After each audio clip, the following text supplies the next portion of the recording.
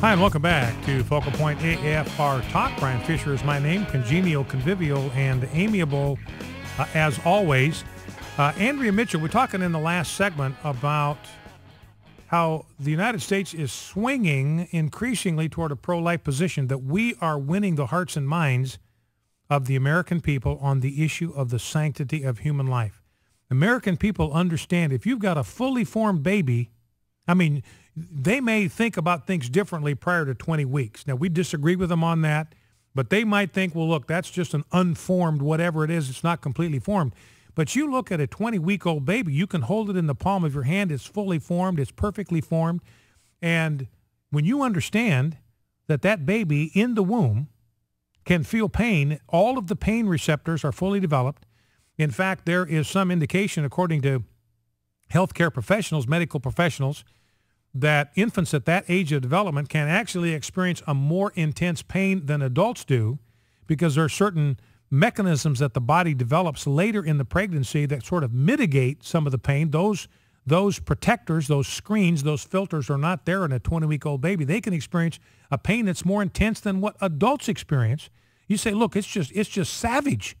This is brutality. This is an unheard of kind of brutality. We would take a perfectly formed baby like that and we would pull it apart, limb from limb, crush its head, and throw it away like so much medical waste. So the American people are beginning to understand that, and we just need to keep telling the truth, as we have been since 1973, and it shows you how long it can take to turn the tide in some of these battles. We need to do the same thing when it comes to the sanctity of marriage. You know, I was on David Packman's program. He's a left-leaning radio host. He had me on his program a couple weeks ago, and he was trying to get me to concede, just to give up. Look, the tide is shifting toward gay marriage. It's time to recognize nothing can be done about it. You just got to roll over. You got to accept it. Sort of like the military had a pamphlet out on sexual assault. They had to yank the thing because one of the things they told members of the military, hey, if rape is inevitable, you might as well not fight it. Just kind of roll over and take it. And they realized that is not the signal that we want to be sending to people in the military. So they yanked that out of their sexual assault package. And that's basically what this left-wing host was telling me to do. Just roll over and take it. You can't stop it. And the point I made to him, look, in 2004, 2006, homosexual activists had lost 31 straight votes at the ballot box. They were 0 for 31. You talk about trends. You talk about momentum. You talk about a tide moving in one direction. And did they quit? Did they give up? No, they did not. And look at the change in the landscape in just the last 7 years or so. So I said, look, they didn't quit when they lost 31 times in a row. We aren't going anywhere either. We're staying in here. We're in it for the long haul. So let's not get discouraged. Let's not give up. I mean, if momentum can shift one direction, this is what I always say. Look, momentum is a fickle thing. It can shift in one direction. It can shift in another direction, and it is possible for that momentum to shift back. But somebody's got to be a voice of reason, a voice of morality, a voice of truth in order to get that momentum to shift back. And ladies and gentlemen, that is us. We are that voice for God's view of marriage. Now, anyway, here's Andrea Mitchell, clip 1. And Andrea Mitchell is hoping against hope that this is going to blow up in the GOP, this pro-life bill in Texas. But you almost get a sense of desperation here, because what she's talking about is the reality that pro-life legislation is advancing on all fronts. And they're getting freaked out in the secular fundamentalist left. Here's Andrea Mitchell talking about the abortion issue.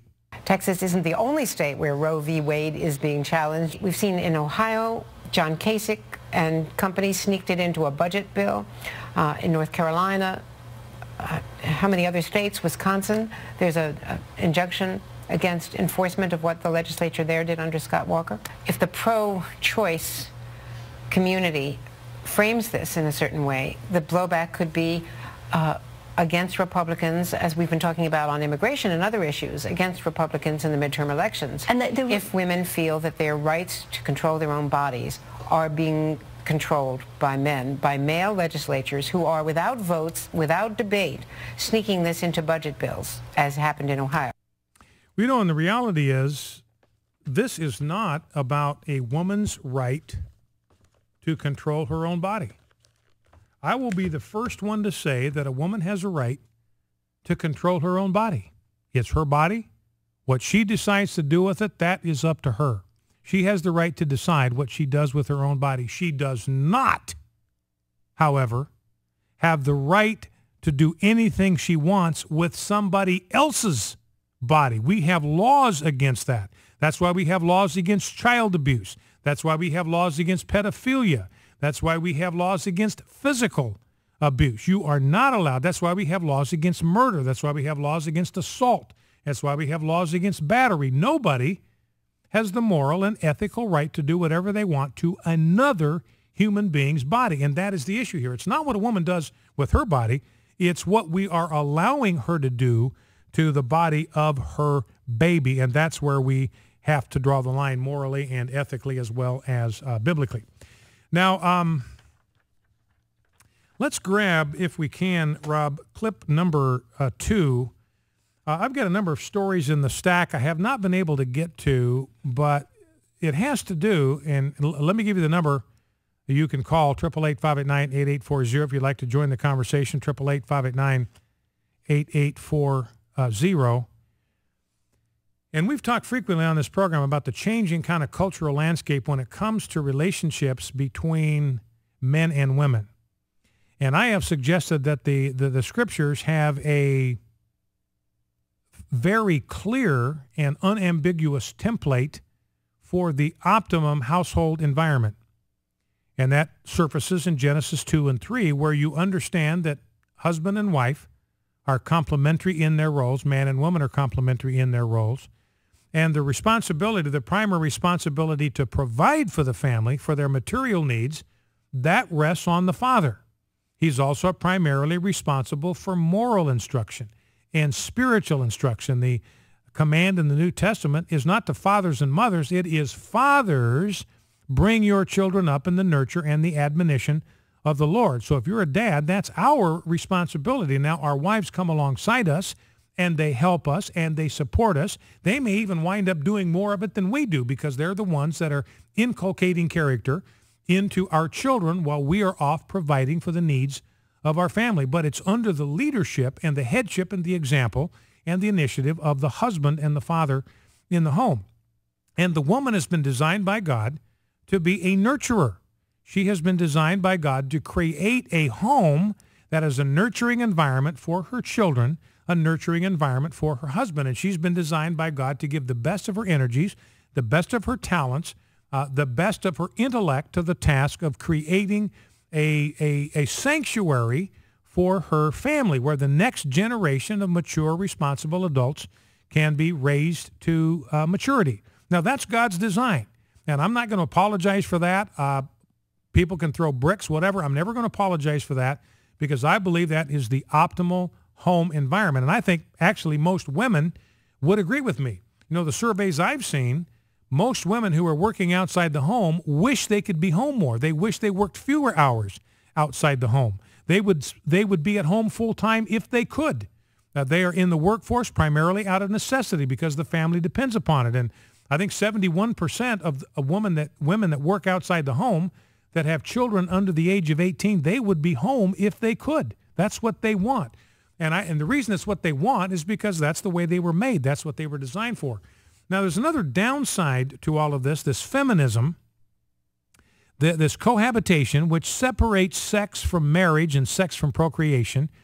The feminist movement that tells men that they're dirt, they're scum, they're not worth anything. Women are better off without them. Women can do just fine without them. They're not needed. We don't need you as husbands. We don't need you as fathers. The government will take care of you, and you're just basically a lowlife to begin with. We've got no need for you. We don't even want you around.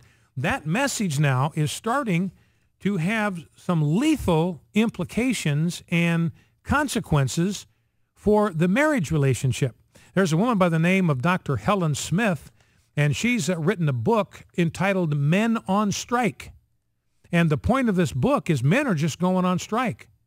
They have been told now for decades they're not needed, they're not wanted, they're like something you scrape off the bottom of your shoe. They are defective, they are inferior. Women are superior to you in every way. We don't need you, we don't want you, we can do whatever you do better. And men are beginning to get the message. and they are beginning to act on the message, and they are beginning to check out of marriage. They're checking out of relationships. They're checking out of productive work lives. The message is finally getting through to them, and this is disastrous consequences for women who are having an increasingly tough time finding men who are able to provide, willing to provide, and willing to get married to them. Why should they get married to them when the sexual mores is that you don't have to be committed to enjoy sexual intimacy? And so Helen Smith talks about that. Here is a clip from Helen Smith talking about men on strike. Today, more and more men are choosing not to go to school, not to get a job, and not to get married. If similar numbers of women were doing the same, someone would raise the alarm. But since men are the ones opting out, the problem has been mostly met with silence. Some books say that men are just a bunch of lazy, stoner frat boys who are acting immaturely. In reality, men are acting rationally and opting out of education, work, and marriage because in all of these areas, the penalties are high and the rewards are low.